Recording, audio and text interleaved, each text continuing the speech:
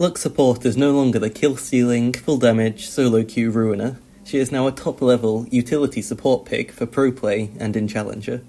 Lux is seen play in LPL, LCK, LEC, and LCS, and is climbing in popularity in Challenger, with support mains in every server picking her up.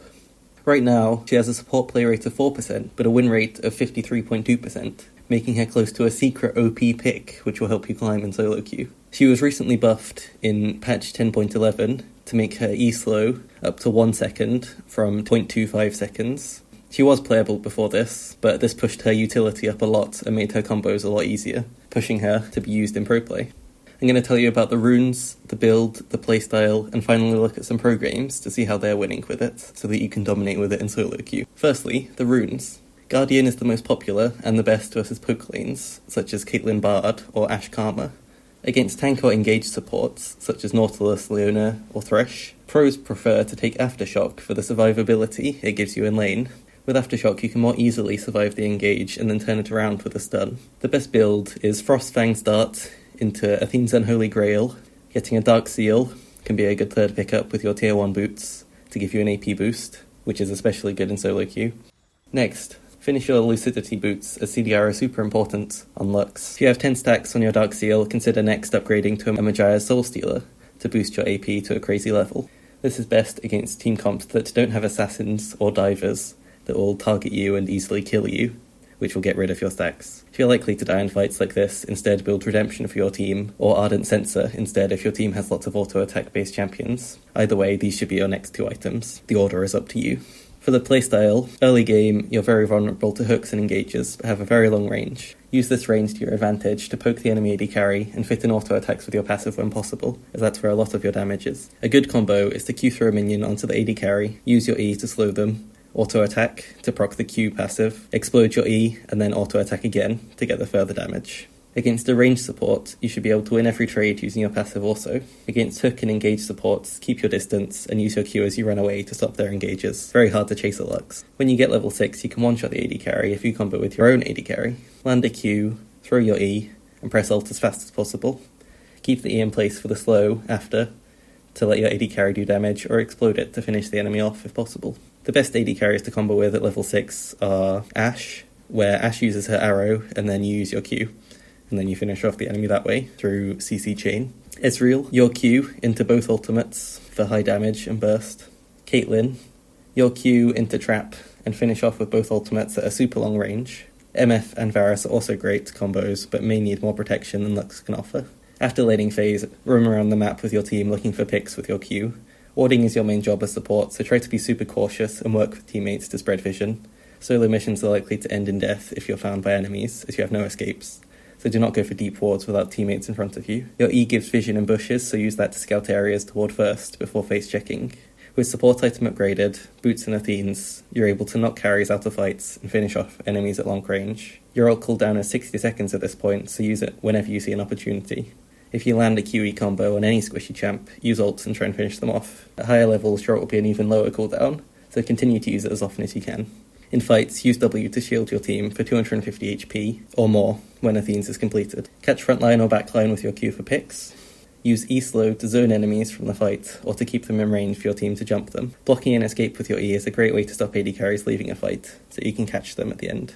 Combo your ults with your team CC when possible, as it makes it much easier to land and doesn't rely on your Q range. Look for ult targets even before you get to the fight, as your ult has a huge range. You don't need to be in the correct position to help your team finish off a fleeing enemy. Ults can also be effective for objective steals, but will likely not outrange Smite with this support build.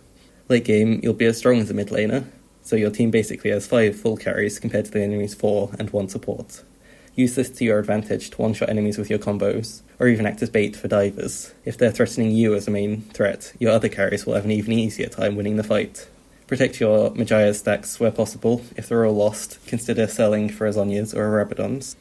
Positioning on Lux is likely the most important way to play her well. She is incredibly immobile with no escapes, so you must always approach fights with your team and ensure you have enough vision to DPS properly. Lux support must play like Lux mid and prioritise her life when possible, especially with the Majia's playstyle. Lux trades mobility for the damage, so staying safe and doing max DPS is your main role. Now let's look at some pro games to see how Lux's in Challenger are playing and get some tips on how we can improve our Lux play. First clip, we see a great out of vision combo from Chelsea on Lux. He Qs from the bush. The enemy Karma can't see it coming. He combos with his passive to get maximum damage.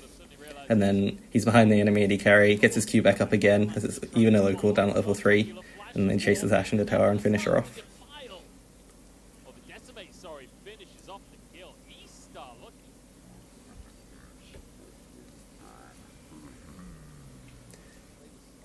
In this next clip, they catch Karma in the jungle. Chelsea hits the Q and decides to go for a maximum damage combo immediately, as the Karma's very squishy. He knows that they have a Karthus, so they can easily finish off the kill. In this clip is a very long-range Q under tower. The Q hitbox is very unexpected, so you can often throw a Q and land it even though you don't expect to, and that can get free kills. This is an example of a fight where they're being chased. Chelsea uses his stun to stop Ryze following into the fight, and then uses E to slow the whole team. He shields his 2 carries who are getting low at the top of the fight, keeps them alive for a bit longer. He just misses his stun, but finishes off the Lee Sin with his ult, as he knows that the Lee Sin is going to be CC'd by set ult, so he's kept in place. This is another game where Aftershock's taken and used by Chelsea to bait a 2v2.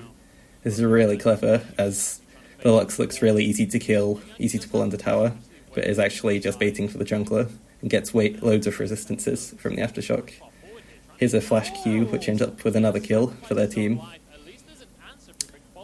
Just slightly overextended. This clip is a nice bush combo. Throws the Q, the E, and ults immediately. Ezreal throws his ult. They really commit to the play instantly, and it works out really well. You need to be using all your abilities at the same time and be confident you're going to hit them. It doesn't matter too much if you miss because of the cooldown being so low. Finally, this is a really good Caitlyn Lux combo under tower where they just land a stun. Caitlyn follows with the trap. They use their Lux uses her passive to maximum effectiveness to get full damage. This is a nice tower dive where Lux lands the root on the way out. You could also use your E on the tower to keep the enemy slowed around it to make the dive easier.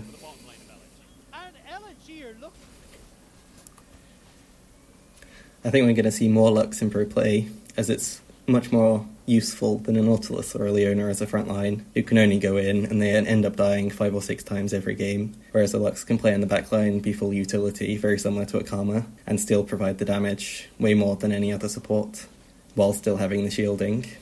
Hope this guide was useful. Leave any questions you have in the comments, like the video if it was helpful, and subscribe for more pro-game analysis and an interesting solo queue analysis like this. If you have any other champions for me to talk about, leave them in the comments as well. Thanks for watching.